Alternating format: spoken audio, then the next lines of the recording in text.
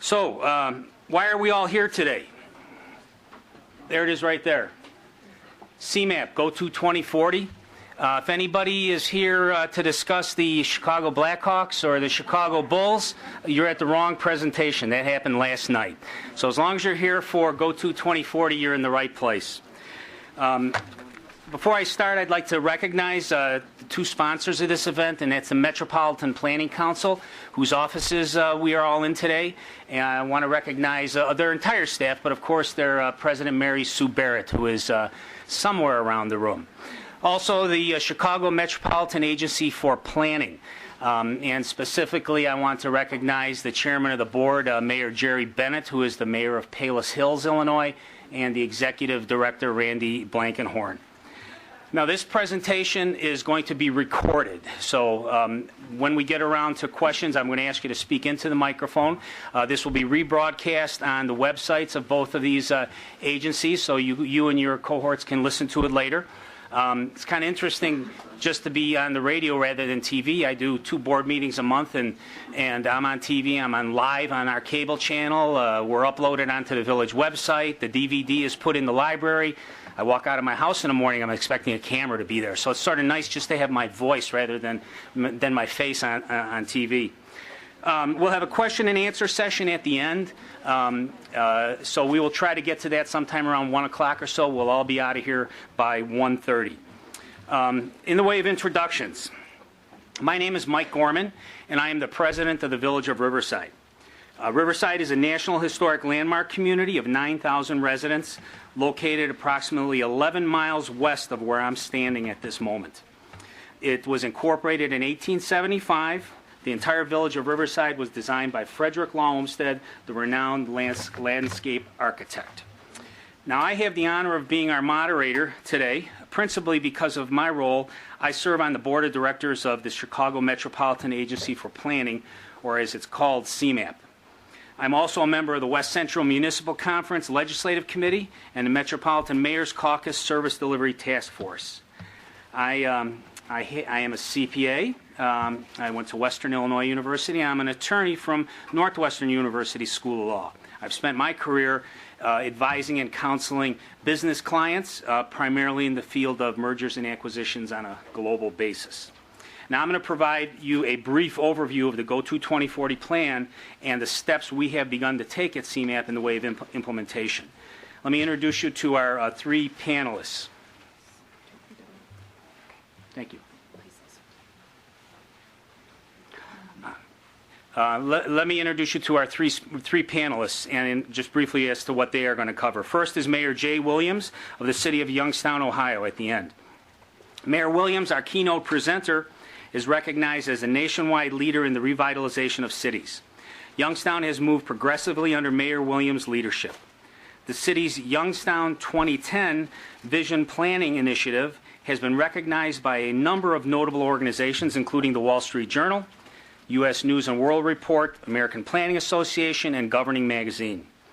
Jay is also a vocal proponent of an ambitious regional economic agenda intended to help Youngstown area become more competitive in the changing global economic climate. In 2009, Mayor Williams was recognized as one of Governing Magazine's Public Officials of the Year, and he was a recipient of the 2007 John F. Kennedy Frontier Award.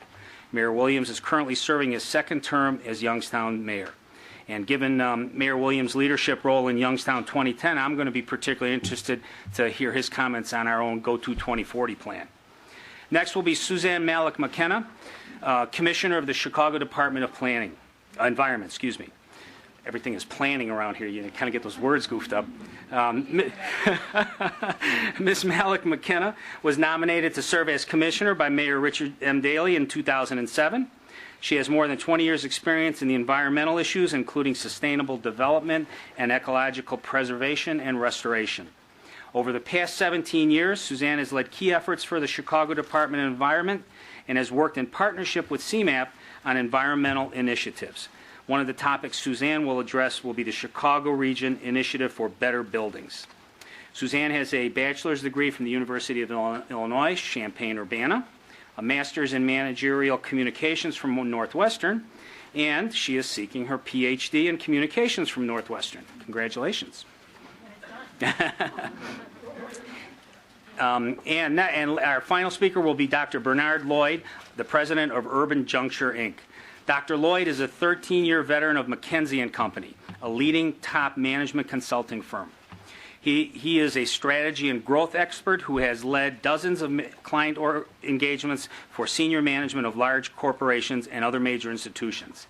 In addition, he has led major pro bono consulting efforts for the City of Chicago, the State of Illinois, and several nonprofit institutions.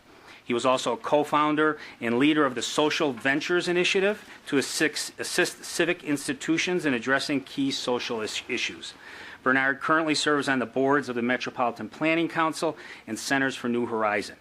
Dr. Lloyd will discuss, among the things he will discuss, will be Chicago's Bronzeville Neighborhood Alliance project and how it relates to GoTo 2040's goals and what needs to be done for both GoTo 2040 and neighborhood-level plans to actually be implemented.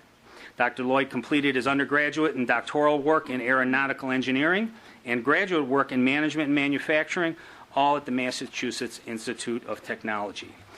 And I would be remiss, of course, if I also didn't thank our two sponsors for this fine program, Burlington Northern Santa Fe Railroad and Wells Fargo. So thank you to them.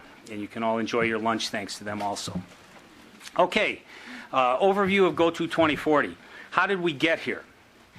In 2005, with support from local officials and other stakeholders in northeastern Illinois, the Illinois General Assembly formed CMAP to integrate planning of land use and transportation for the 7-county northeastern Illinois region. In 2007, our agency began developing the region's first comprehensive plan since Daniel Burnham's 1909 Plan of Chicago. This process leveraged a turning point within the region as the business community, local elected officials, and civic leaders recognized that many of our most pressing issues are best dealt with comprehensively and regionally. The challenges faced by many of our communities are similar, but yet not identical. Chicago, when we began the planning process over 3 years ago, we knew this could not be CMAP's plan. In order for this plan to be effective, it had to be the region's plan. A committee structure was established that brought together civic and public, civic, and private interests to be part of this planning process. The importance of corporate and philanthropic support was recognized. Public outreach played a key part. Beginning in September 2007, engagement with the public was an important aspect of the planning process. During the planning process, from developing a regional vision to various planning scenarios through to the draft plan, we solicited feedback from a variety of means: public meetings throughout the region and interactive online tools and social media. In sum, CMAP reached over 35,000 residents through the GoTo 2040 planning process. Summer 2009 was our most intensive public outreach effort. We held 57 workshops and had thousands of people participate online or at kiosks at their local library or village hall. And after 3 years of planning, public input, and transparent deliberations, the GoTo 2040 plan was adopted unanimously by the CMAP Board of Directors on October 13, 2010. What is GoTo 2040? It contains 12 high-priority recommendation sections organized around 4 themed chapters: livable communities, human capital, efficient governance, and regional mobility. Each recommendation section includes implementation action tables that describe strategic steps needed to implement GoTo 2040, identify lead stakeholders in the implementation process, and address outcomes and measurement tools. Next, now that you have a little background on how this plan was developed, I'm going to briefly review the major GoTo 2040 implementation programs that are underway since the plan's adoption in October 2010. Now, it's one thing to have a plan, but it's quite something else to have a plan to implement the plan. We all have these plans sitting on our shelves that gather dust. You have to be able to implement, and you have to be able to measure the implementation. GO-TO 2040 reaches throughout the region and its 284 communities in order to address transportation, housing, economic development, open space, the environment, and other quality of life issues. The implementation phase will be the key to achieving the overarching goals of GO-TO 2040, sustaining the region's vitality and global competitiveness while strengthening our local communities. Now, the first implementation plan action is the Chicago Region Initiative for Better Buildings, or CRIB. CMAP has created a regional consortium, including the City of Chicago, with support from suburban and regional stakeholders for a building retrofit program using a $25 million U.S. Department of Energy grant received in April 2010. CRIB is a prime example of interjurisdictional coordination with partners that range from governments to nonprofits to businesses, working together to spur the market towards improving energy efficiency in residential and commercial buildings. Susan Malik McKenna will briefly touch on CRIB during her presentation. The second implementation program is the CMAP RTA Community Planning Program.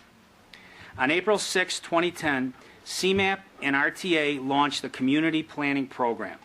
This competitive grant program will provide funding for Northeastern Illinois municipalities to participate in projects linking land use and transportation. Next, major capital projects.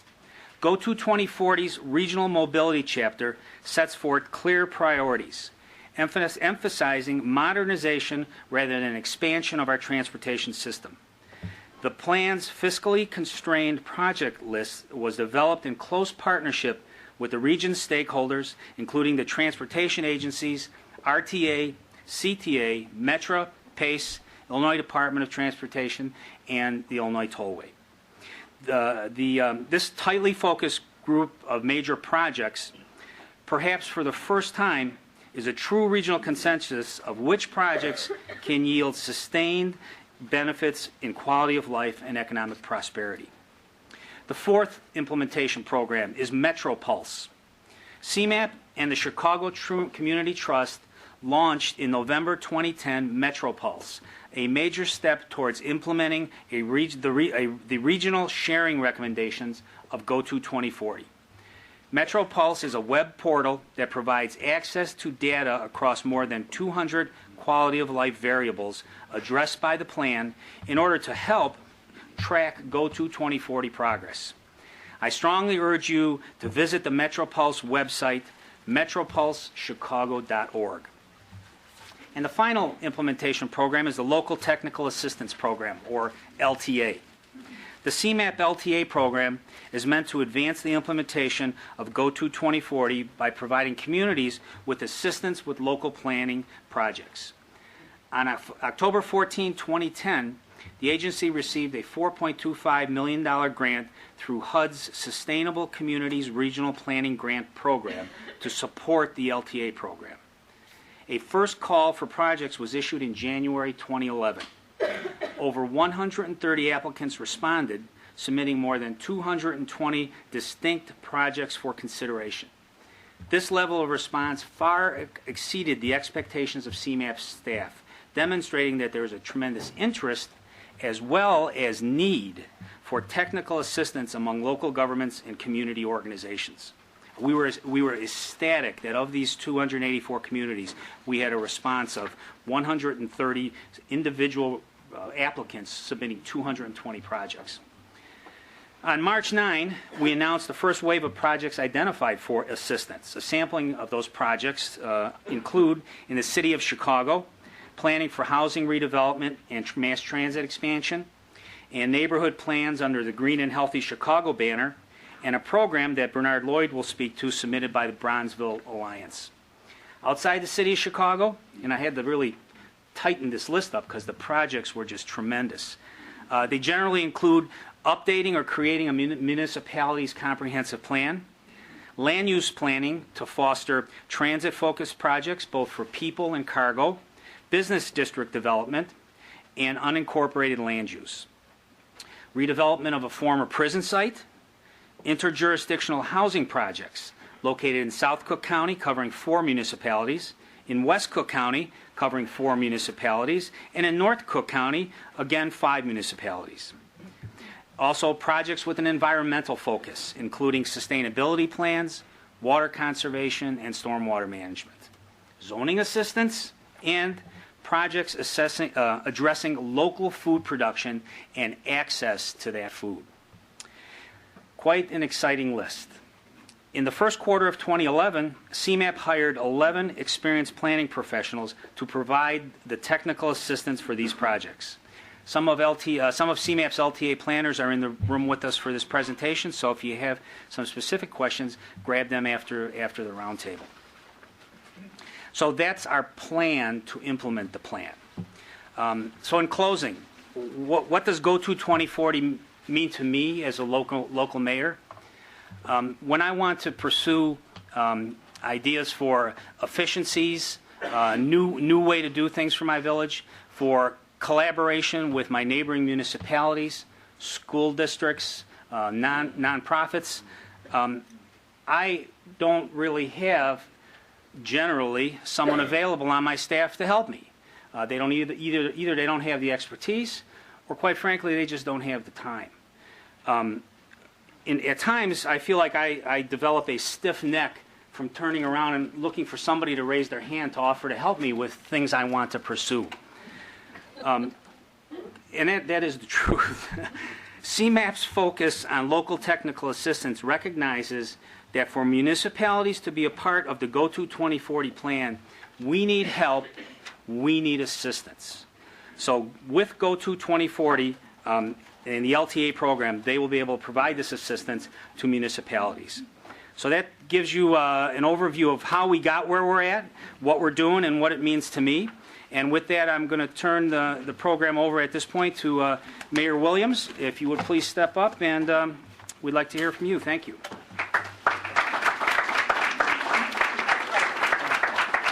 Good afternoon.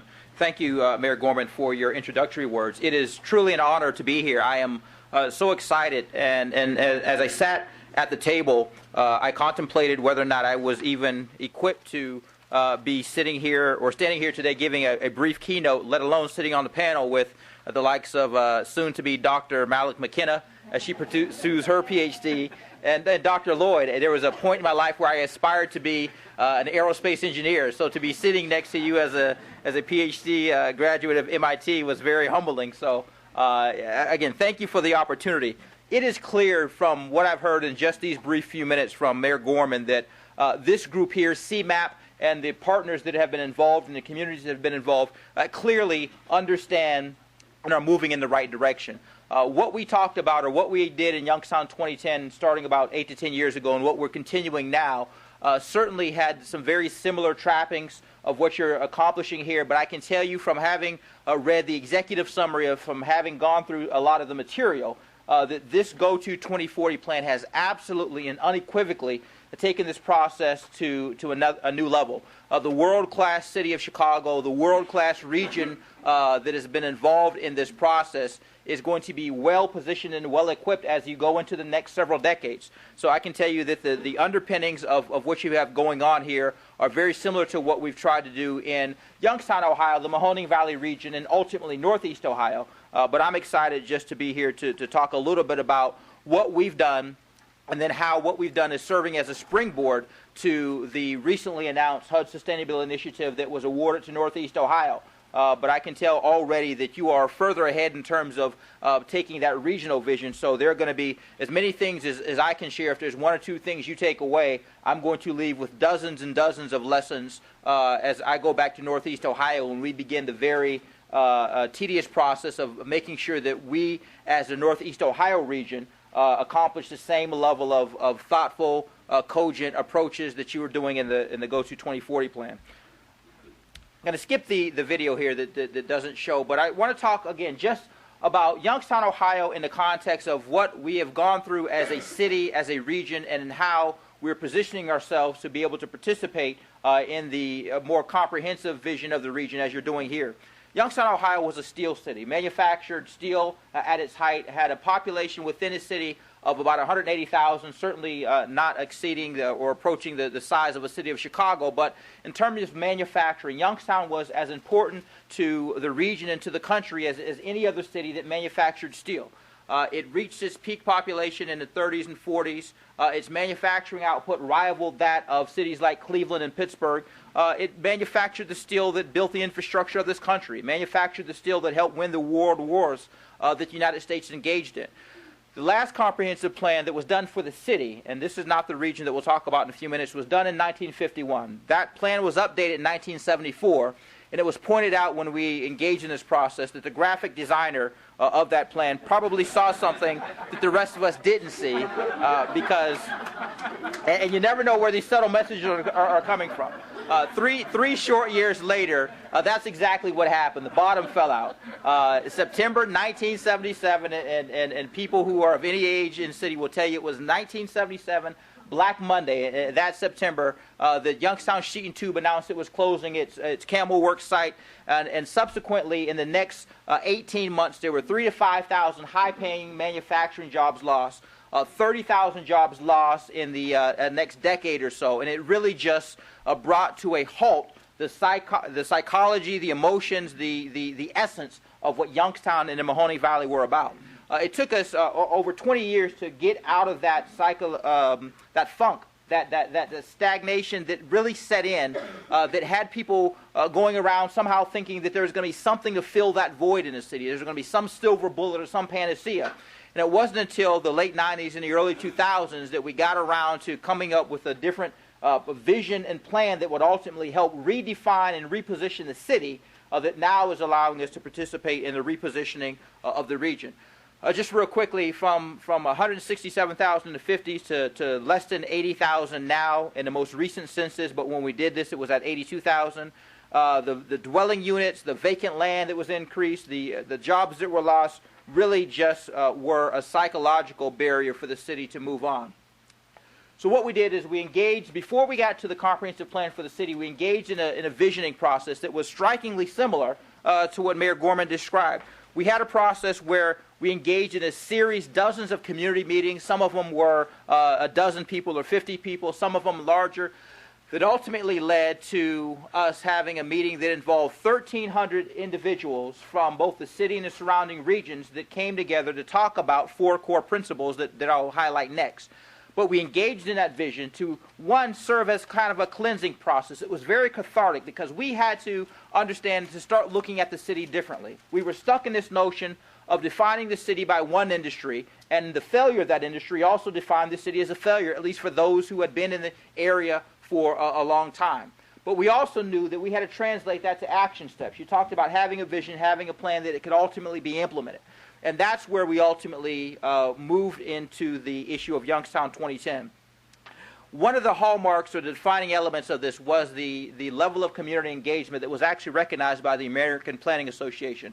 As you said, we knew that you said this couldn't be CMAP's plan. This had to be a plan that had to be owned by and driven by the participants. Same thing with the Youngstown 2010 initiative. It could not be perceived as something that was a brain trust of City Hall or elected officials.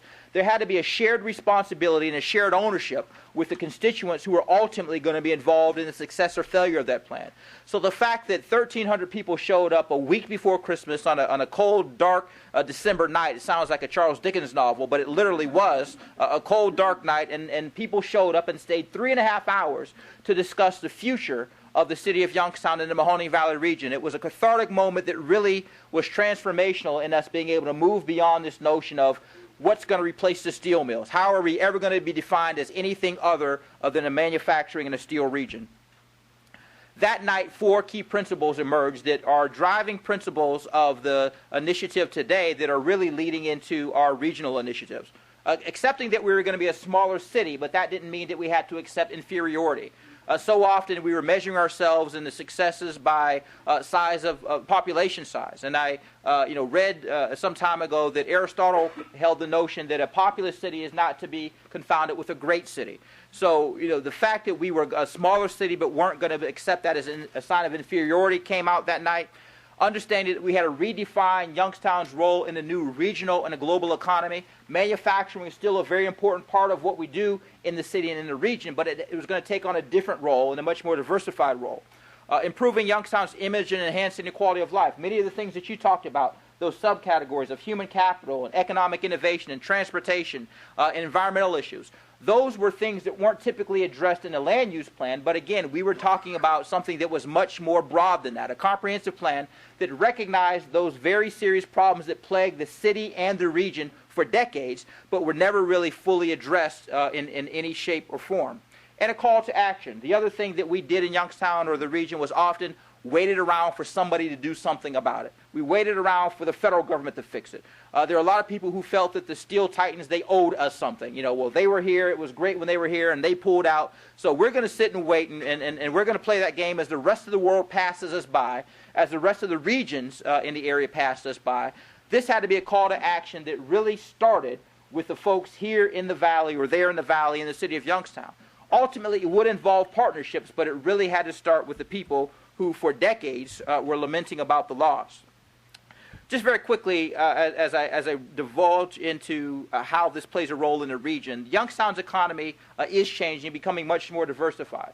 The city, instead of looking at those brownfield sites as places of barren uselessness, we've gone through the process of acquiring, remediating those sites. Again, it's not something that hasn't been done elsewhere, but it's a defining part of how we're playing in a much more important part in the region and how it's going to play into the HUD Sustainability Initiative. Again, just an example of an industrial park that is now teeming with jobs and over $150 million worth of investment. Another brownfield site, this was the progress as of last month, that a steel manufacturer, V&M Star Steel in Youngstown, announced last year that it was going to invest $650 million to double the capacity of a seamless pipe manufacturing plant that it had in the city, to make further inroads into the oil and gas exploration business, which is in that region going to play a big role in terms of the economy of Ohio and Pennsylvania. So that, again, showing that we've got now to not only concern ourselves with what's going on in the city proper, but really contributing to the Northeast Ohio region, which involves Cleveland, Akron, Youngstown, Canton, and then we'll even talk about how that region crosses state borders and goes over into western Pennsylvania. The economy of Youngstown becoming much more diverse than the economy of the region. We have now become somewhat of a miniature hotbed of technological innovation. While manufacturing continues to play an important role, there were very few people who ever thought that you would see Silicon Valley type caliber companies in Youngstown, Ohio. They're becoming an emerging part of why we're able to contribute to the region. It was back in August of 2009 that Entrepreneur magazine listed Youngstown, Ohio as one of the top 10 cities in the country to start a business. As I've said before, we've been on a lot of lists, and most of those lists weren't very flattering. Our friends at Forbes put us on a miserable list, and I mean, some things that were beyond our control, weather and cloud cover, I mean, things that, just give us a break. I mean, some of the lists were self-deserved, and others of them, you just scratched your head at how they came up with these things. But never had we been on a list where places like Chapel Hill, North Carolina, and Austin, Texas, and San Diego, California, in terms of facilitating an environment of entrepreneurial innovation and attracting private investment that, again, isn't going to the traditional economic drivers that the city had relied on for so long, but that was going to allow us to connect to the new economy. The fall of cities and the rise of the region. I use fall very carefully because as an advocate of a city, as you know, for you and your village, cities continue to play an important role, not only in the states of this country, but the country as a whole. It was John F. Kennedy who said that when we neglect our cities, we do so at our peril because we neglect our nations. And as many problems and challenges that the cities have, they still play a critical role. However, the days of cities standing alone as islands and sort of drivers of their respective economies are gone. The days of Cleveland and Detroit competing with Chicago head-to-head as cities, those days are gone. We'll still have those competitions on the oval ice rink in the NHL or on the basketball court or in the NFL, and we can debate those all day long. I mean, if you want to compete head-to-head as a city, that's fine. But more so, moving forward, we are going to compete, rise or fall, and exist as regions, which is why the Go-To 2040 plan and the plan that we're going to be working on in Northeast Ohio are that much more relevant. Now, none of you have ever been to a place called Cleveburg, Ohiovania. It's a terrible name, but it's a wonderful place. What I attempted to do, and the plain dealer sort of helped validate this, was to describe the region as it is now being identified in that part of the country. Youngstown sits in northeast Ohio, equidistant between Pittsburgh, Pennsylvania, 65 miles southeast, and Cleveland, Ohio, 65 miles northwest. In that region, there are multiple cities, townships, villages. Weirton, West Virginia is in that region, and we talked about, again, the Akron, Canton, Youngstown area that are smaller cities in Cleveland and Pittsburgh, but as relevant to the region. It was interesting that I was supposed to be here back in February, and because of a snowstorm and several other things, had to postpone. But the Cleveland Plain Dealer actually, on their editorial page, compared the region that I just described to the Chicago Metropolitan Statistic Area in terms of trying to highlight how important it was going to be for the future of these communities to exist as a region. The Chicago MSA area, they roughly said, was 9,500 square miles with a population of 9.5 million. The Cleveburg region, as they sort of comically referred to it, about 13,000 square miles and 6 million people. The notion of Pittsburgh, Cleveland, and the region there working together with these counties, trying to put together a regional comprehensive plan that is going to be very similar in its approach, or I'm going to recommend that it's going to be very similar in its approach to what's going on with Go to 2040. I'm sitting on the executive committee of the HUD initiative, but what you have, if you take the middle of the screen and move to your right, you've got, you move toward Pittsburgh and Allegheny County. There's actually another initiative that is putting together a comprehensive plan called the Power of 32 for those communities. And if you start again at Youngstown and move to the left, move west, we've got the Northeast Ohio Sustainability Initiative. So actually within this region, you've got two comprehensive plans, and where Youngstown finds itself unique is that we're involved in both. I mean, we literally, the town on any given Sunday, when the Pittsburgh-Cleveland rivalry was indeed a rivalry, half the town, bars are full of Pittsburgh Steelers fans, and the other half of the bars are full of Cleveland Browns fans. But what we've done is, instead of trying to compete head-to-head with those cities, which we were never going to be able to do, we've been embraced in terms of that regional concept, and that's going to be key for the survival of this region. It's also going to be key to allow this region to compete in a productive sense with regions like Chicago. Cleveland by itself, Pittsburgh by itself, would never be able to amass the type of resources, financially, intellectually, educationally, or otherwise, if we continue to exist in these silos that we've done for the past number of years. How Youngstown 2010 has helped us be ready to play in the Northeast Ohio initiative is going to be key to the success of that initiative. As was announced with the area here, we were the recipient of a $4.25 million HUD planning grant involving 21 private and public sector entities, with goals very similar to the goals that were articulated in the subsets of the Go to 2040. Enhancing economic competitiveness, coordinating policies and leveraging investment, promoting equitable, affordable housing, supporting existing communities, valuing those communities and their respective neighborhoods, providing more transportation resources, and they added, and certainly I think Susan could contribute to this, is preserving and restoring natural systems. One of the assets that we're blessed with is an abundance of natural resources, specifically fresh water. Certainly that's known here because of the Great Lakes, but it's something that too often we've taken for granted and not figured out how to use as a part of the economic revitalization of the region. The question was asked in terms of how entities like CMAP, the NPO, playing a convening and a very critical role in the success not only of the plan but the implementation of the plan, because you're right, it's one thing to have a plan and then it's another thing to implement that plan. In Northeast Ohio, it's NOACA, the Northeast Ohio Area-Wide Coordinating Agency, plays a very similar role to what CMAP plays for the Chicagoland region. And there are some specific strengths that these NPOs can offer and should offer as it relates to making sure that these plans truly remain, or simply don't remain plans, but ultimately move into the implementation phase.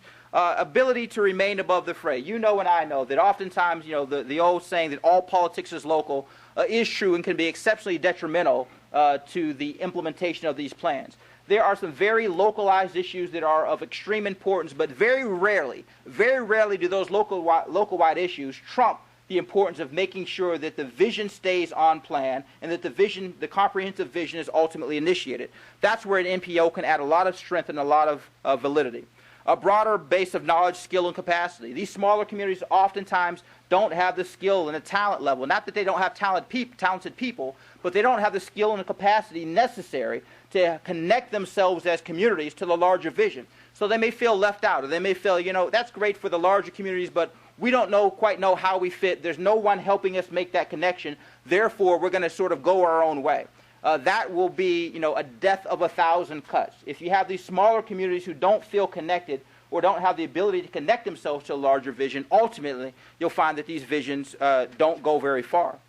Bringing objective credibility and gravitas. Sometimes there needs to be an entity that weighs in and says, you know what, that's an important issue, we respect that issue, but that issue at the local level may run counter to the larger vision or the larger initiatives. How can we respectfully work these differences out in a credible manner? So, again, you're settling sometimes what are sibling rivalries between respective communities in the region. A broker of honesty and truth. These decisions are difficult. They're not always politically popular. They're not always politically tenable. Sometimes elected officials need political cover. That's a secret that we don't like to divulge all the time. But there are times when elected officials need political cover to have some entity come in and weigh in and say, you know what, this is in the best interest. We're not overlooking the needs of these specific communities, but that's a critical role that NPOs can and should play, and from what I've seen is a critical role that CMAP is able to play in the Go-To 2040 plan. And talking about being a facilitator or arbitrator of the issues that are identified in the plan. As I begin to close, one of the things that is necessary to make sure that these plans don't just remain plans is having a specific, organized, and action-oriented approach. So I was pleased that you identified some of those subsets of plans that are going to be action plans, clear, achievable goals, making sure that people recognize that the year 2040 is 3 decades away. However, it is going to come whether we sit on our hands or whether or not we have a plan in place. Making sure that we identify those steps that allow people to understand that there's credibility. There are things that are being accomplished as we move for these next several decades. Making sure that there are committees in place, and that's where CMAP can play an important role, that monitors the progress, that hold people accountable as the plan moves forward. At the end of the day, the implementation phase is something that takes a long time. One of the things that we try to do is make sure that it was Youngstown 2010 in our regard, or Go-To 2040, becomes a part of the lexicon. So all of us sitting here, it's wonderful to see so many people sitting here, but we're all more than 13, 14, 15, 16 years old. It's important that we get the young people of the community who ultimately are going to be in place. Well, most of us are. I see a few who could pass for that. But one of the things that we wanted to make sure we did is that this ideology permeated the community. It became a natural part of the discussion of the community.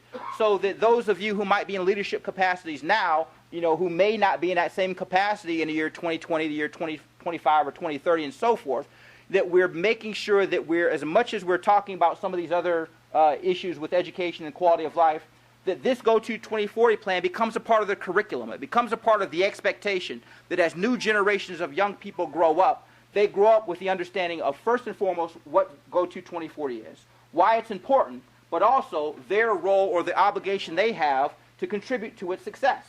Not something, well, yeah, I heard my parents talk about it, I heard people, the mayor talk about it, I heard city council members talk about it.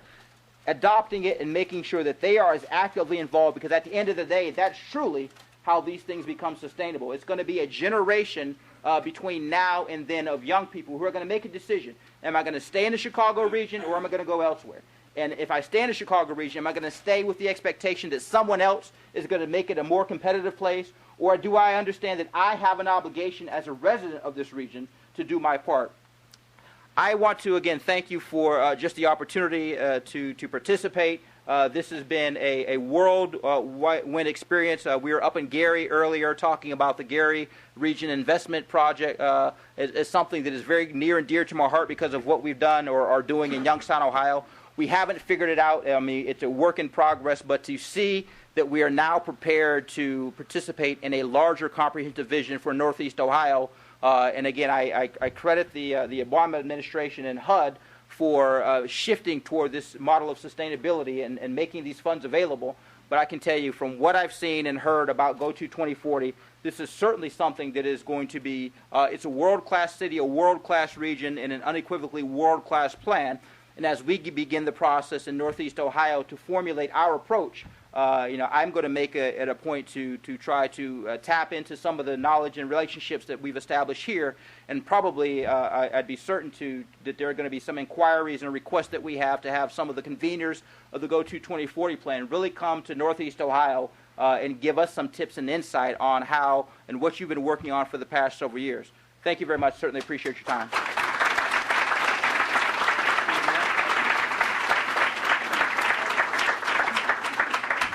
Thank you, Mayor Williams. On behalf of CMAP, we look forward to working with you as we all go forward. As we each work on our own regional plans, we do nothing but strengthen our entire country, so we look forward to that. Next up will be Suzanne Malik McKenna, Commissioner of the City of Chicago, Department of Environment.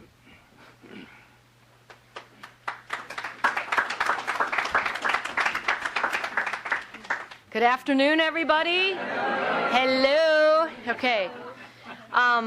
Glad to be here today. Glad to have everybody here. Not easy to follow two energetic mayors. I like to speak at presentations, but when you have a elected official, it's mighty fine competition. First, I want to just acknowledge Mayor Williams and the great work that they're doing, and I heard so many things that I felt so connected to. You think about your steel town, and our southeast side was the largest manufacturing facility post World War II, and lost, I think, over 100,000 jobs amidst ecology and community, et cetera, and that branding, that image, that pride that needs to continue is so important. I always love to crunch numbers, so you were talking about the amount of people you had in your plan. 14% of your population participated in that, right? If you look at just the city's population, that would be 280,000 people participating in a planning exercise. It's so impressive, and you know that engagement of your residents, your businesses, your government agencies, your universities is really what's going to drive it, because not only do they give you good ideas, but they have the ownership towards those efforts. So that's very exciting, and I just want to give you another round of applause because it's so impressive. And it's very heartening and exciting to consider the types of things we can learn from each other. You also talked about Go to 2040 being ahead. Well, I think all of our regions, all of our communities like to be in friendly competition. But I would also say, and I think you know this, we're also very much engaged in happy cooperation. And I think those types of things we can learn from each other just makes it so much more exciting. We all know, our mayor says it, Mayor Daley says it, a lot of our regional leaders say it, we can wait for the federal government to act, or we can work at the local level.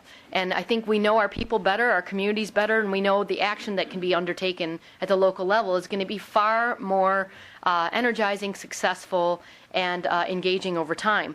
And we really believe that both the Go to 2040 plan and what I'm going to be speaking about today, our climate action plan, are key examples of how those engagements need to take place. So I'm going to just have a few slides just to kind of punctuate the things I'm talking about.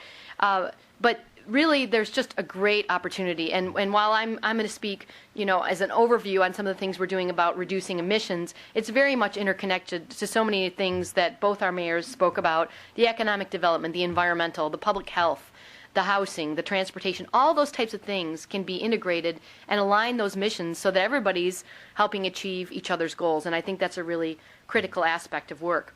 So let's start with some data, because I love data.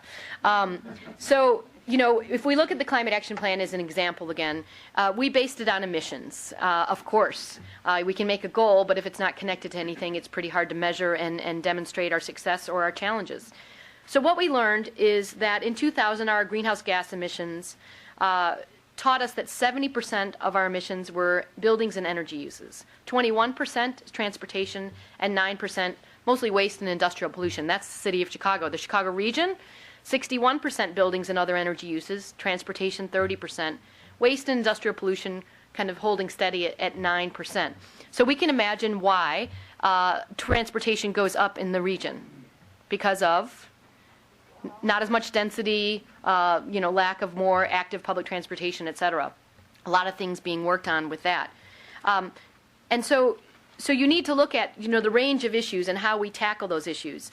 So being data-based, there are some other really critical aspects that we've gathered together as part of the Climate Action Plan in a very, very active partnership. First of all, I call it the triumvirate of the Climate Action Plan, is the Civic Consulting Alliance, the City of Chicago, and the Global Philanthropy Partnership. This is our team who, on a daily basis, are slogging away at it. Tom McCone is here as a associate principal of the Civic Consulting Alliance, pretty much living it day to day with all of us, and loving it, right? Excellent, good answer. But of course, there's a much broader partnership here. So the Field Museum, Jenny Hirsch and Laurel Ross are here today as part of a group called Ecology, Ecology, Environment, and Conservation. Am I close? Culture, whatever, echo. So this group is certainly involved in looking at, our biodiversity and the types of work we can undertake not only here but nationally and internationally around our ecosystems, which is very much tied into the Climate Action Plan, but also the ethnographic work that Jenny's been overseeing. So data-wise, we need to know our missions. Data-wise, we need to know our people.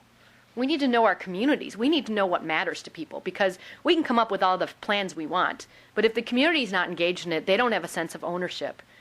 How are we possibly going to bring about action? So the ethnographic work thus far, which we think is pretty cutting edge, has been in a whole range of communities from South Chicago and North Kenwood, Oakland, Bronzeville, to Pilsen and the Polish-American communities, the Indo-American communities, Forest Glen, a moderate to upper income community, to really get a feel across the board how people perceive not only environmental issues, but what's important to them and how they communicate. You need those brokers, you need the people who are trusted in the communities to really get the word across and have people find it important to the issues that are important to them. We're now moving into Austin, Southeast Asian Society, Beverly, I'm trying to come up with all of them, Uptown, I don't know, a range of other communities. Because again, the more data we can collect and understand how our communities respond to particular issues and what's important to them, the more likely we're going to be to engage them in these actions. And it's very much informed a lot of the things that we're doing. In addition, are three other key things about our data. The ENX work, where we have a data system called ENX Suite, and they're basically looking at, the minutia, if you will, of all the activities we're undertaking, what it means for greenhouse gas emissions, how they're interconnected, et cetera. Because again, it's not just the environmental stuff, right? It's transportation, it's public health, it's the economic drivers that together is going to make what we do much more engaged. Continuous improvement. So the 35 actions that are part of the Climate Action Plan, which are broken into energy efficiency, clean and renewable energy, advanced transportation, waste and industrial pollution, and then adaptation. There are a range of actions under that. Just in the first several years, we found out of the 35 actions, there's actually 472 actions undertaken just amongst our city agencies and departments, 20 of them in total. How do we track that? And again, we don't want to just be number crunchers, but we need to understand what's moving forward, what's not, how it works. And there's a quarterly milestones, performance measures thing that's going on, where we're really able to see what's going to move forward and what we need to tweak. And lastly, a new emissions inventory. So it's great to see 2000. What about 2010, 2012, et cetera? So in partnership with CMAP, we're doing a new city and regional emissions inventory. It's going to be so thrilling to see what we learn. Scary, thrilling, exciting, who knows, right? We've had a downturn in the economy. How does that impact energy efficiency?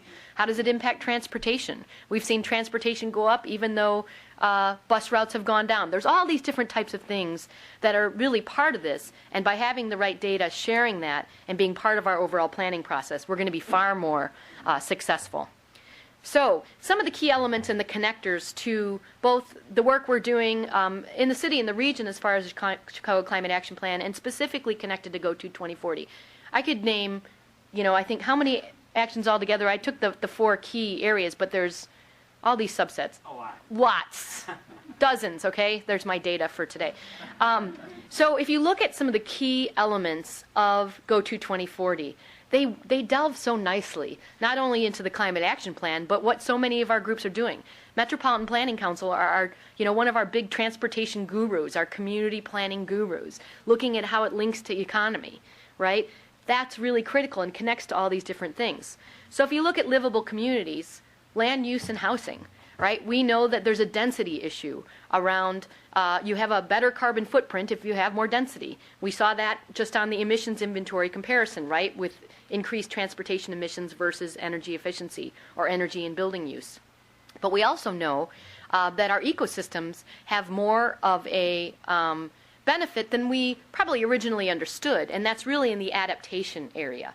So for us, adaptation, and you can call it banana as far as I'm concerned, it can be kind of a confusing subject, but it's really about how we prepare for the climate change that's already underway. And as you can probably already tell, I'm not a doom and gloom kind of gal, but there is climate change already underway. And our hardiness zone, originally a horticulturist, our hardiness zone used to be 4B, 5A. It's now 5B, 6A. We've already become Champaign-Urbana for our plants and animals. What does that mean? It means there are certain species we shouldn't be planting anymore. It means there are invasive species that are more likely to be here. But ultimately, it also means how do we make our landscapes what I like to call the harder working, multitasking landscapes that they can be. We know they're good for the air. We know they hold stormwater. We know they're good for habitat. But if they're not species that are going to make it in the long haul, it's not going to work. So all those types of things have to come together when we look at both mitigation and adaptation. So land use and housing and how those all integrate are important. If you look at the energy efficient buildings on the climate action plan side, our goal is 400,000 homes in the city retrofitted to achieve 30% energy efficiency. And 9,200 or half of our commercial industrial units also achieving that. You can see I put pluses there because the Chicago Climate Action Plan is really becoming the Chicago Region Climate Action Plan. What would we call it CCAP. Would that be crap? No. We'll come up with something better. But so how do we expand those things, both for housing, buildings, et cetera? You look at water and energy resources. So water and energy are absolutely woven together. It takes energy to pump water. It takes energy to treat water. Reduce the amount of water we use, reduce the amount of water that we have to manage as stormwater, and you have all these additional benefits. And those things are really connected and really good just overall when you think about water crises down the line. People say water's the next oil, right? We're lucky to be connected to the Great Lakes, but we totally take advantage of the fact that we're connected to the Great Lakes, and we need to rethink that. Clean and renewable energy. Well, as we probably know, we're not the hub of solar. And while we're the windy city, we're not the hub of wind. Really, it's a matter of what are the appropriate clean and renewable energy sources that we need to consider, and how are they employed? Financing is one of them. We haven't done a really good job yet of building a business strategy around that. There are a range of reasons. Federal and state regulations. There isn't a carbon plan. Richard Sander, who launched the Chicago Climate Exchange years ago, he's the father of the futures market, shut down the Chicago Climate Exchange in this past year because there's no carbon market here. And what he has said is we need a regional carbon market. And that may mean cap and trade. It may be putting a value to these types of things that haven't necessarily been considered yet. But you need the economic driver. And that driver can be something as simple as if we help a business make themselves more energy efficient, we're saving them money.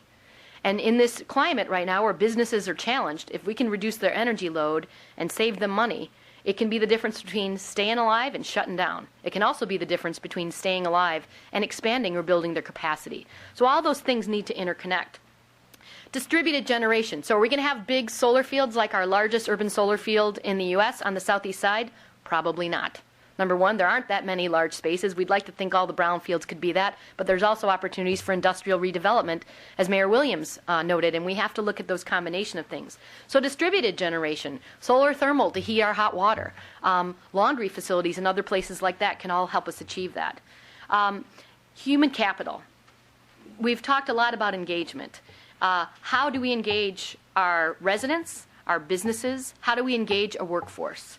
It's really about, again, understanding the economic implications and the types of things we should move forward both in all of our plans and how they interconnect. So there are just some really wonderful integrations, I think. And you can kind of see as you go back and forth how I was going to originally do arrows between them, but it would get really messy and look ugly because I could link energy efficient buildings to human capital, livable communities, efficient governance, right? All those things are interconnected. But I think when you start seeing the types of things we're doing, you can see how they fit under each other's headings quite well. Improve transportation, that's an obvious thing. It's not just a city of Chicago thing, it's a regional thing. The roads don't stop when they get to the city limits, neither do a lot of the buses and the trains. So how do we look at those things, including the opportunity for freight, as an example? Huge opportunities, not only for air quality, but for efficiencies.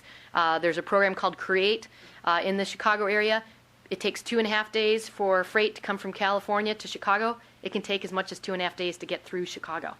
Right? We are the rail hub, but we're a pretty slow rail hub these days. We should be a snail hub. I just came up with that. Isn't that great? But the reality is, how do we improve and make more efficient our rail? And that really connects to the government agencies. So here's where federal government really steps in. They really oversee and regulate our rail, and there's huge opportunities for that. But we need to coordinate what we're doing. We need integration. We need to align our missions so that we're not out doing something and somebody else is doing the same thing, when if we put it together, you know that you put together the resources, both in communication and building, what have you, you're going to go further. It's really an obvious thing. And some of the things that we've been undertaking include electric vehicles, commute trip reduction, which is a regional thing. United Airlines and Grainger, for instance, are very actively involved in that. So all these different types of things are really critical, as you can see, to how we live as a region. And that region's not just the Chicago region, it's the Midwest region. You talked about Cleveburg, Ohiana, or something like that. You know, we've been called the Chicago metropolis. We've seen links to Madison and Milwaukee and Rockford and Northwest Indiana. It happens with our ecology. It happens with our economy. We need to take advantage of that to drive these activities. So some of the things we talked about are just headlined here. I mentioned the emissions. I mentioned the transportation. MPC and Metra and PACE and RTA, CTA, and many others are involved in the transportation work. Our regional retrofit strategy, we now have the state, all our local utilities, regionally, the city, and a range of other groups combining our efforts. $25 million is going to bring about $400 million worth of work over the next 3 years. That is transforming a market, and those are the types of things we need to drive. So in conclusion, we got a lot of great things going on together, and I think that that's what's going to help us drive what we're doing, not just to 2040, but way beyond. As you can see, there's lots of places to learn more from both areas, and we look forward to showing you how these integrations happen more and more over the years. Thank you.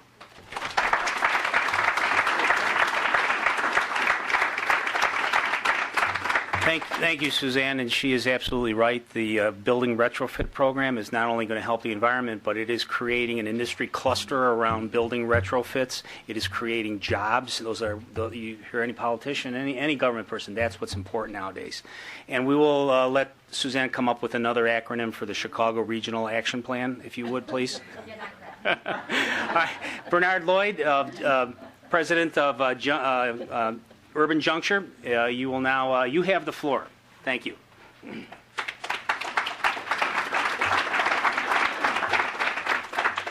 Good afternoon. Thank you. I'm delighted to be here. CMAP is a real success story. As Suzanne has already indicated, there are very interesting parallels between some of the issues we have here, particularly on the South Side, and the situation in Youngstown. And of course, I've had the pleasure to work both with Suzanne and with some of her colleagues. Jennifer Hirsch is here in Bronzeville, and I must say that that work that was led by the Field Museum has been some of the most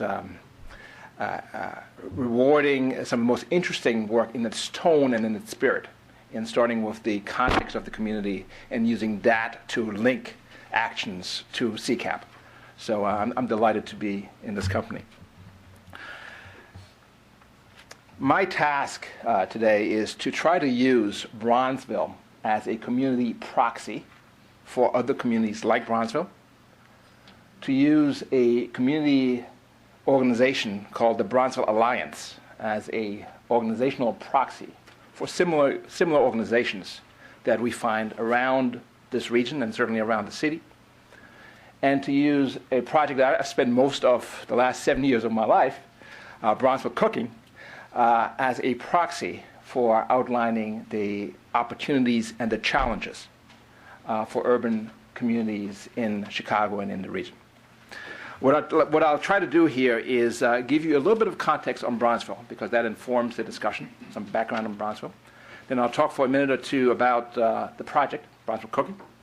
I'll link it to the broader effort in Bronzeville, led by the Bronzeville Alliance, and then I'll come back to ways that CMAP is already helping us, but as importantly, some suggestions for how CMAP might move forward to address some real issues with respect to making the kinds of plans that are now at a regional level come forward in communities like Bronzeville.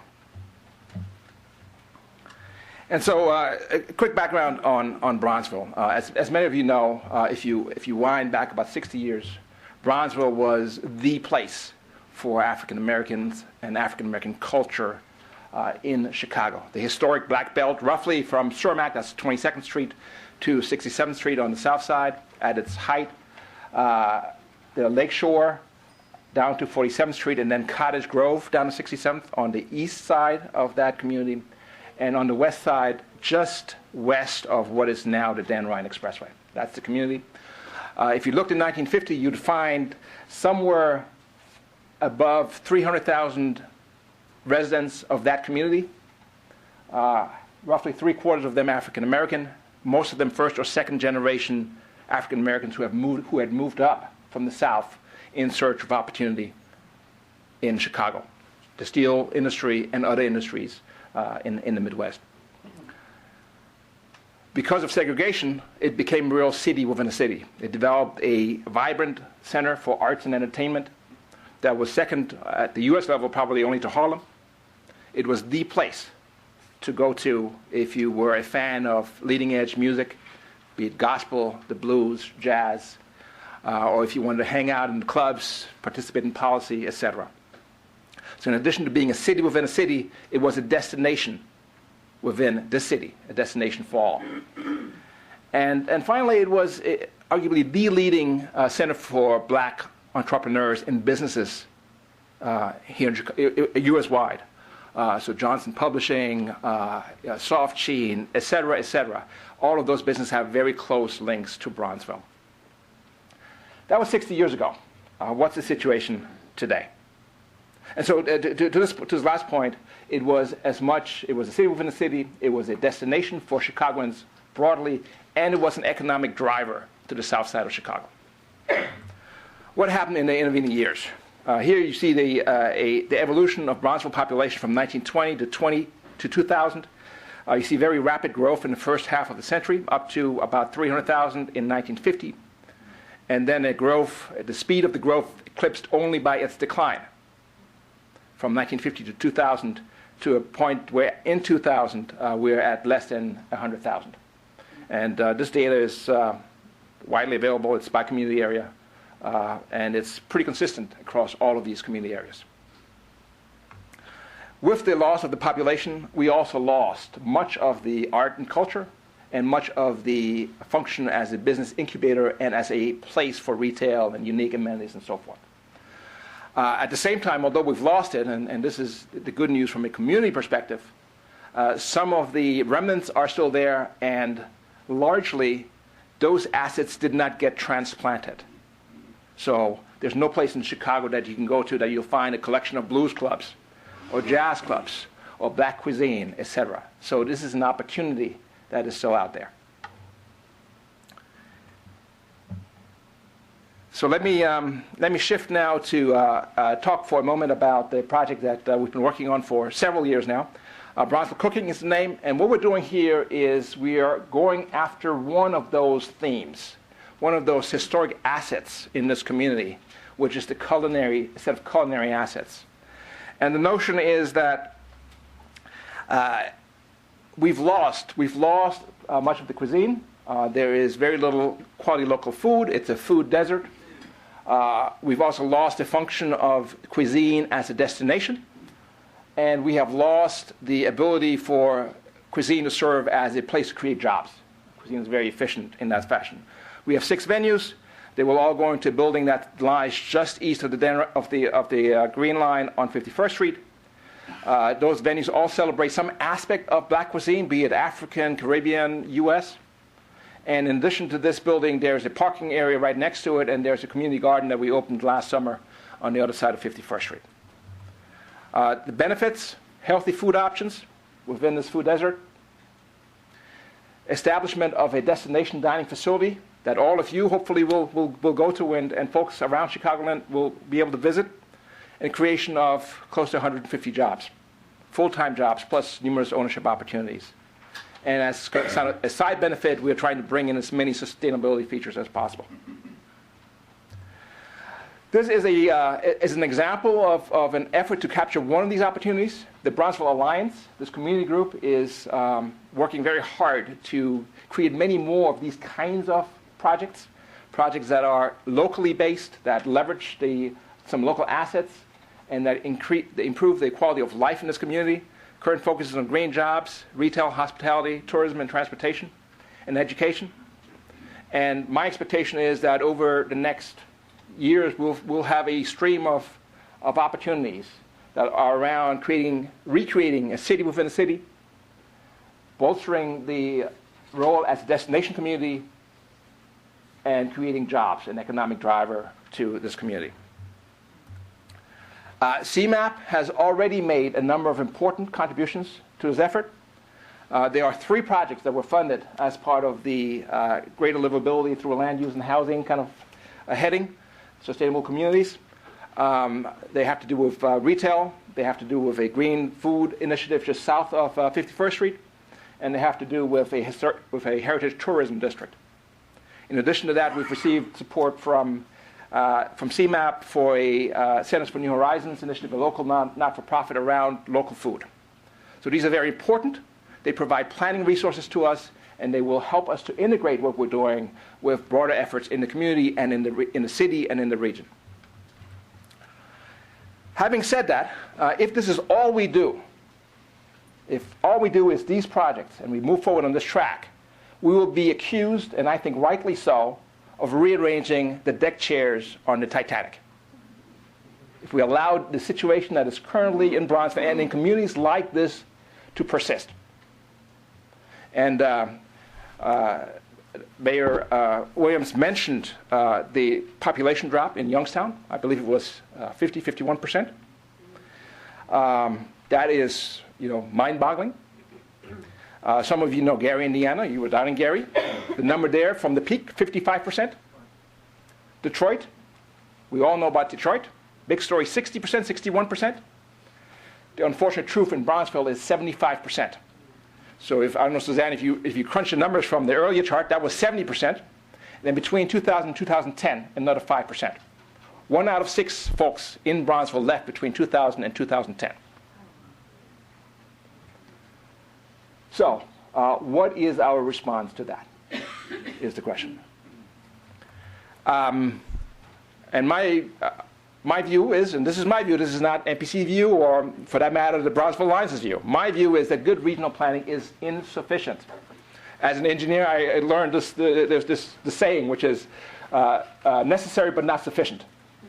Good planning is necessary, but it is not sufficient. Many of the regional plans do not, on the face of it, have relevance to a resident of Bronzeville. Somebody who's without a job, seeking a job, has a child or grandchild involved with something that he or she shouldn't be involved with, etc. Many of those plans don't address that issue. Furthermore, we've had an abundance of bad local projects. The one that comes to mind, the recent one that comes to mind is Dan Ryan Reconstruction, $1 billion project. $1 billion project. The last time I checked, the community businesses got 5 or 6% of that. An opportunity to really build capacity in the community lost for 30 years probably, because that's how long it takes to rebuild these things. And that is illustrative. It is not an exception. It's illustrative of how these local projects work. Not a plan per se, but a project, a big publicly funded project. And then finally, the fact that there are few to none resources available in these communities for these kinds of projects. At the individual level, wealth in black families is about 1/10 of that in average families in the US. So there's not a whole lot of wealth to tap into there. At an institutional level, Most banks are not lending to commercial facilities in these communities. It's just not happening. And at a public level, and I should say that I'm delighted by the support that we've received from the City of Chicago through TIF and other means. But overall, it's extremely difficult to get public support for a project in these communities. And when you get it, it takes a long time. 7 years and counting on this one. So, to conclude, just some suggestions for CMAP. One is to really drive the regional planning themes, principles, plans down to be very community specific and community relevant. What does this mean for Bronzeville? What does this mean for Pilsen? What does this mean for communities like this? Secondly, to really begin to establish a community-centric fact base. One example is we've had all this discussion about TIF funding. We all know it's an issue, but do we really know how big an issue it is? And wouldn't CMAP be a good place to really understand what that is? Third, to really invest in a critical mass of planning and implementation activities. What's been invested thus far is a start, but we're only scratching. We're only at the tip of the iceberg. We really need to go much deeper in terms of understanding this community, which will allow us to understand other communities like this much better. And finally, ownership. Let's take ownership of plans at this level just as we are taking ownership of plans at the regional level. Thank you.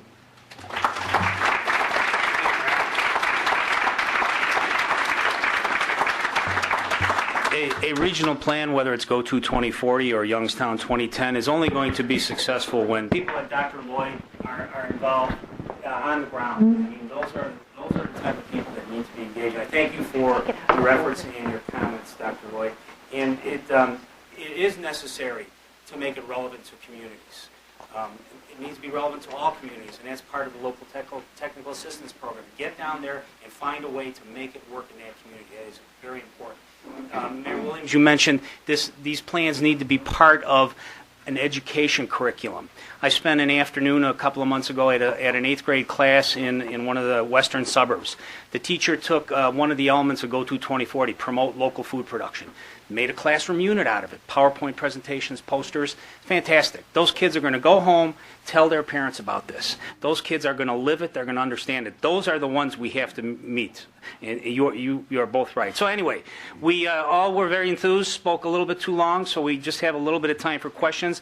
I'll mention you have a survey sheet on your chair. If you would please fill it out. This is part of CMAP's outreach. Give us your comments. Give us your thoughts. We are being recorded by WBEZ and Chicago Amplified, so if you have a question, we'll bring a microphone around to you. So if we can get to that right away. Are there any questions? If not, I got the microphone, then I'm going to ask one. Here, we have a question? Right there, okay. Yeah. You guys heard me talk enough. Let's get somebody else.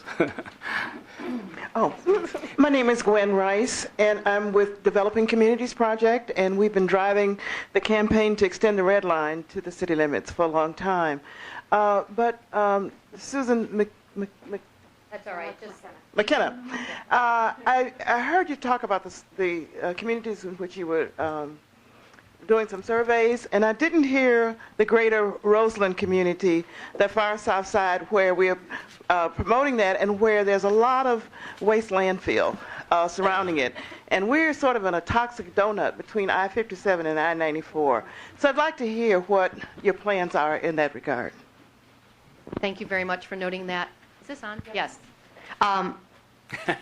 Roseland is actually one of the areas where we did do ethnographic work through the Field Museum to understand that. And let me say that the intention of the ethnographic work is not to necessarily hit all 77 communities, but to get a really good understanding of different cultures, different socioeconomic backgrounds, different alliances, and how they think, how they react to, how they respond to, but by no means will be able to do a full generalization on any of those communities. So Roseland is definitely an area that we're interested in, not only from the aspect of the environmental contamination in that area, but also from the large-scale foreclosures and open space resulting from that. And we have a major focus to work in the predominantly very low-income, chronically underemployed communities around this work, because we believe that a lot of the work we're talking about, we talk about green jobs a lot. I just say it's jobs. doesn't matter if they're green, purple, or yellow. It's jobs that are already being done. People do things with their cooling and heating. People put in insulation or windows or what have you. There is a huge opportunity to employ the people within the communities who are achieving the improvements within those communities, and it's definitely a major focus area for us. Thank you, Suzanne. Any other questions? Right here, up front. Thank you. Hello to all my friends from Chicago. I'm Patty Gallagher. I was a planner here for a long time, and I've been in D.C. for 10 years. But I was so encouraged to hear your words about engaging the students here.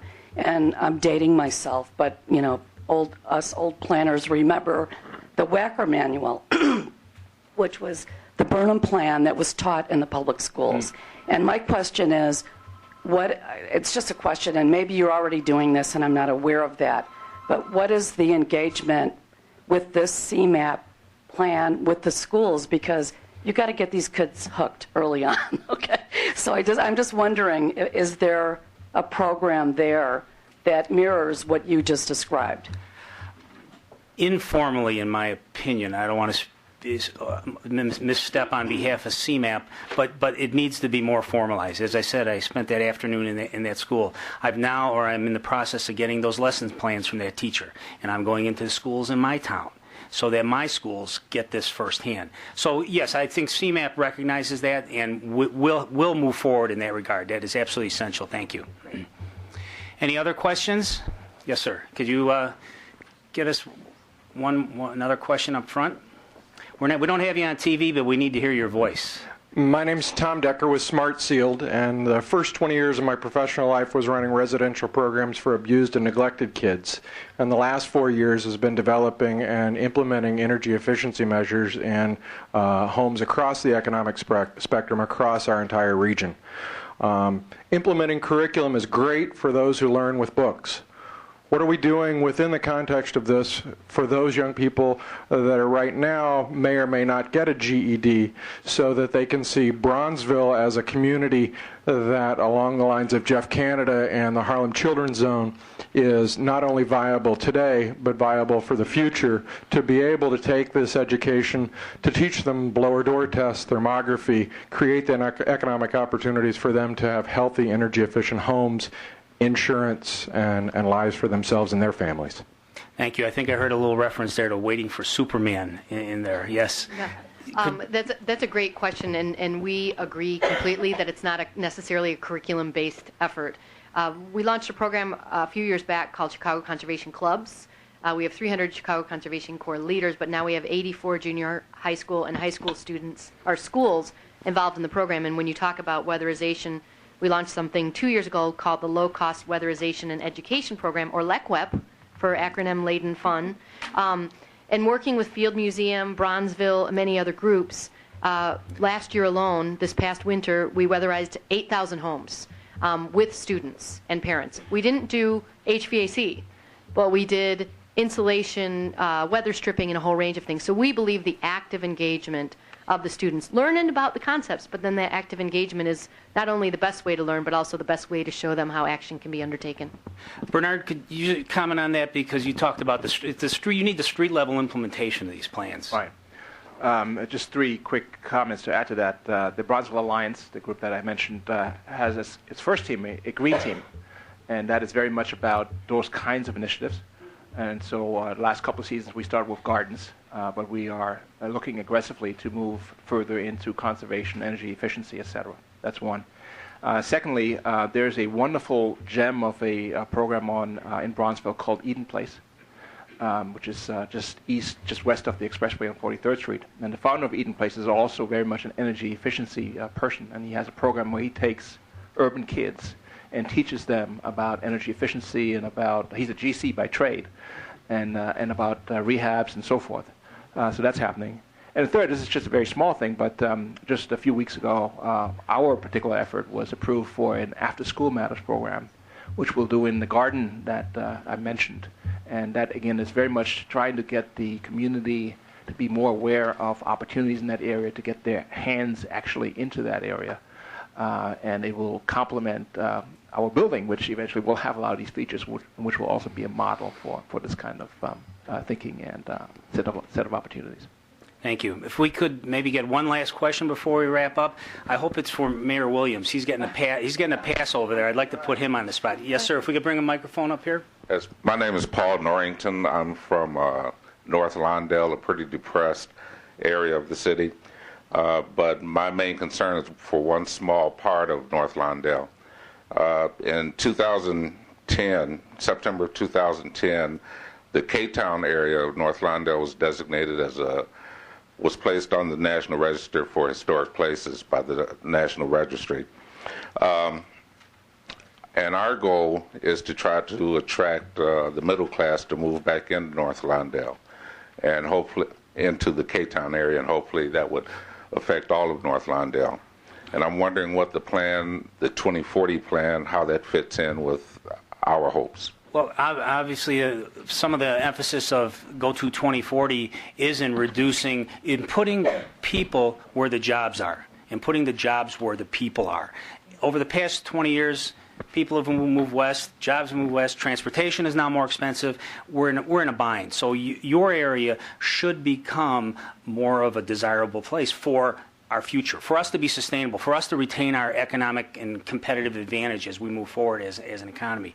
Mayor Williams, can you give us a comment on that as it relates to your town? Sure. Well, part of what I would start off by saying is I mean, that's a pertinent question, but that's part of what I was hoping to be able to convey is as those sections have plans and aspirations that an organization such as CMAP, that I would assume, just like in Youngstown, there isn't a whole lot of necessarily capacity and technical know-how necessarily to put that plan together in a way that is ultimately achievable. And that's where we're working very closely with CMAP. And CMAP certainly, I think, recognizes its obligation, its responsibility to make that technical assistance and know-how available.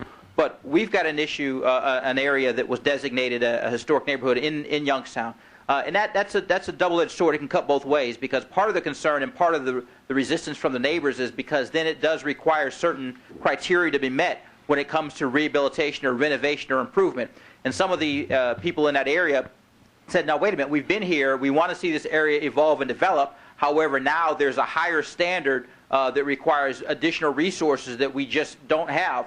And while an argument can be made either way as to why a historic designation is a tool that would increase desirability, there's another argument that can be equally validly made that says that also can serve as a barrier to entry for some individuals who may be interested in moving back to that area, but who don't have or aren't willing to invest or garner the resources that would be necessary. So what I would say is that when you try to figure out how this part of the community or this neighborhood fits into the larger Go to 2040 plan or vision, or how CMAP can play a role in that, if it hasn't occurred already, I would quickly encourage the leaders and the folks involved in that to get the CMAP people on the ground to say, this is what this is what we believe the designation can do. However, understand with that designation comes some certain other requirements and criteria that might be difficult. So good intentions may ultimately prove to be difficult in terms of what it actually means to operate or to see investment go back into a historic area. And we've struggled with it. We expanded the historic district. There was a lot of discussion about expanding part of our historic district, and the decision was made not to. Not that it wasn't the target of reinvestment, but it would set the bar so high that we would be concerned of ability to carry it out. But then in the historic district that was already designated, we do see activity and we do see redevelopment, but sometimes it's just at a pace that's slower. When it's all said and done, we're going to be glad that it remains historic, but just the earlier and the more frequently you can have conversations with people that can bring good knowledge and technical expertise, not that the people on the ground that you have aren't great people, but just understanding what that means to have a historic designation, and ultimately does it achieve what you're trying to do, is bring back a middle class to that particular neighborhood. And in a closing comment, Mary Sue Barrett, do you have some input for us? I just wanted to follow up, and first of all, thank you for being a terrific audience. We know we're going over a little bit, but this is such a historic opportunity. I just wanted to ask Mayor Williams, in light of the fact that we're at a historic transformation ourselves. We have a new county president. We have a mayor coming into office in 2 weeks. And those of you who have now heard Mayor Williams, you get a sense of why he's has a big impact locally, but he's also a bit of a rock star nationally among mayors. So any advice for us Wait, don't cut me out here now. You already, you've got the groupies already. So Mayor Williams, any advice to our incoming leaders about how they work to tap into this, kind of backlog of enthusiasm among the community development corporations and the community organizations to be involved in the implementing? Well, thank you for the compliment. My wife says I'm a rock star only in my own mind, so I'm glad to think that there's one other person on the planet. But really, this is a transformational opportunity for the city of Chicago, for the region. We were up in Gary, and there's a new mayor going to be in Gary in a week or two. So the fact that elected leaders play a critical role in using those bully pulpits, they're not the only ones. They're not even necessarily the most important, but there is a certain inherent expectation that we have for the people coming into county executive or city executive leadership roles. What I would say is don't lose sight of how important this momentum is. The fact that you've got a 2040 comprehensive plan that you really, I think it's fair to say that there should be an expectation of Mayor-elect Emanuel that this is a huge part of his agenda. I know he's got great, bright people. He's a great individual himself, but this work was happening prior to even Mayor Daley deciding he wasn't going to run again. I think that shows how fundamentally important it is that Mayor Emanuel come in and his administration picks up the torch or picks up the mantle and makes sure that this is a part of everything that they do, a part of everything that he as the mayor and his administration does. But also for the smaller communities that are a little further out from the center of Chicago, i.e. Gary and some of those communities, for those elected officials perhaps even be able to get together early on and sort of talk about or embrace the 2040 vision and make a commitment that while we don't know all the specific steps and how those things will be accomplished, but to early on make a concerted effort and a very public embracing of this, I think would be key to letting the people know we heard you and we respect the work that has been done. So this isn't new administration. We're going to come in and sort of, oh, yeah, that's great, but we've got our own ideas of what should be happening here. But we respect the work that's been done. And also, we as the leaders expect for you to continue to have ownership and responsibility.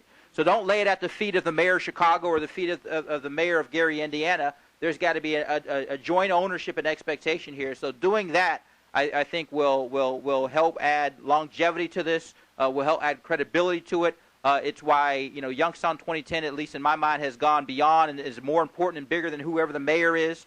It's got a life now that's been 10 years old, and as we move to this next decade, so really transformational opportunity for a world-class city, a world-class region. Big cities, small cities.